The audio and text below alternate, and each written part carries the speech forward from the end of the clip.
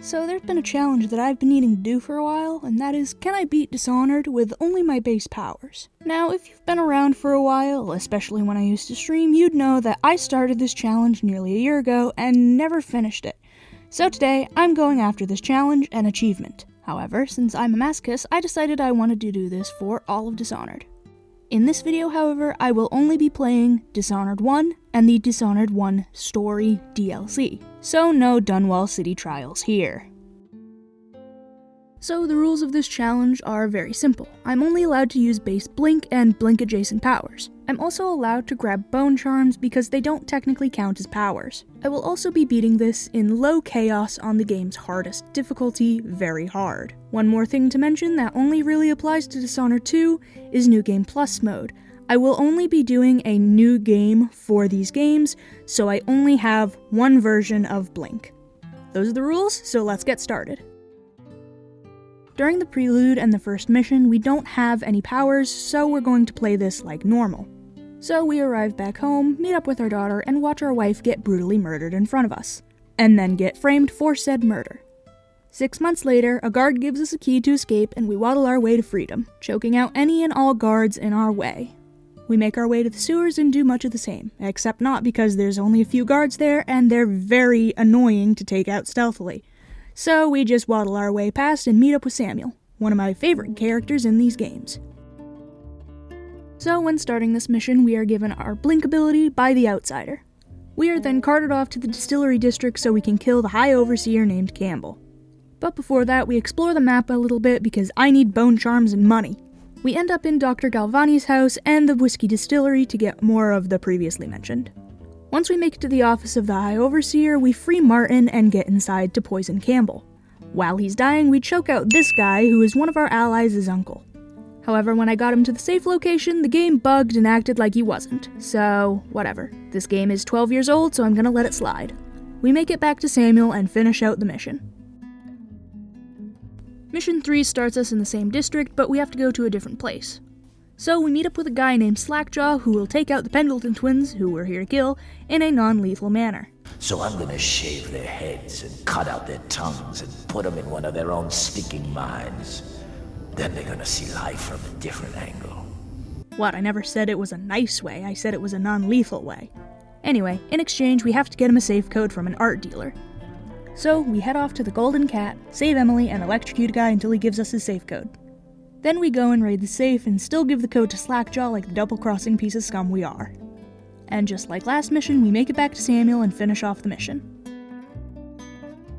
So now we're in a different district and we're here to kidnap Anton Sokolov, the royal physician, because he knows who the Lord Regent's mistress is. This is a Lord Regent, by the way. The start of this mission is very straightforward until we get to the bridge. This took a bit of trial and error, but eventually I found a cheese method where if I get on the right-hand guard shack, I can climb up the support and blink onto the roof of a little room and move the bridge down. I then make it to the other side of the bridge and jump into the water and swim my way to victory.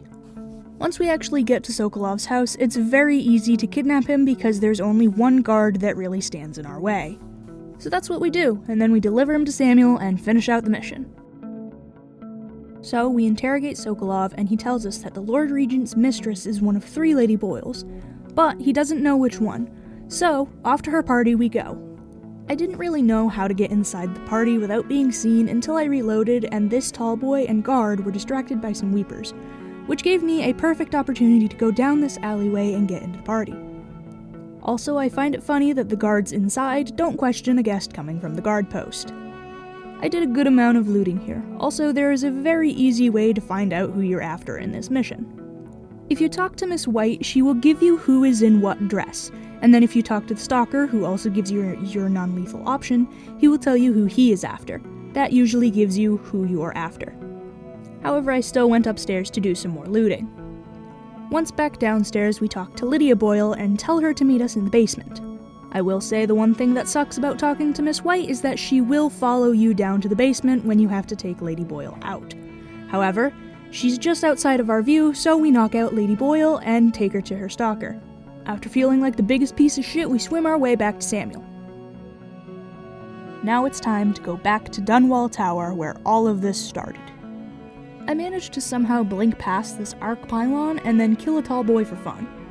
I then went along the right side so I could get into this vent to get inside Dunwall Tower. I then blink up to the Lord Regent's bedroom and wait for him and his general to have a conversation, before I stab him and take his shit. On the way out, I was feeling murdery, so I rewired this watchtower and let it kill pretty much everyone. However, when we get back to base and finish our party, we discover we've been poisoned. Oh no! And have been carted off to the flooded district, where we are found by Dowd, my #1 favorite character in Dishonored, and he takes our shit and knocks us out. How dare he! For some reason, Dowd decided to trap us under these flimsy-ass boards, so we break out in a matter of seconds and waddle our way to him. Before that, though, we go and retrieve our stuff. I honestly stopped caring about killing people here, so I was killing kind of relentlessly. We make our way to Dowd and sneak by so silently that not even he realizes we've stolen his things. So we leave Dowd's place and make it past the sewers of the flooded district and get out. The very start of this mission is tricky because my blink doesn't go far enough to get to the balcony, so I waited until all the enemies were looking away to do 2 blinks to get inside. I made a quick pit stop to grab an important blueprint and made our way to Piero, who's been making our stuff this whole time. He uses the blueprint to fix up a machine he's been working on to knock everybody out within range. Then we go to Callista to signal Samuel to come pick us up. We head off to King Sparrow Island, and at first I couldn't even begin to think of how to approach this level silently. But eventually I noticed these supports are connected to rocks, and if I blinked onto them, I could get up high enough to continue my way up to the elevator. So that's what I did. We kill Havelock and free Emily for the 2nd time. Now technically this is where the trophy popped, but I am nowhere near done with this challenge. We're given a name at the start of this game by the outsider. Said name is Delilah, and then we're given nothing else. So Dowd investigates and finds a ship of the same name.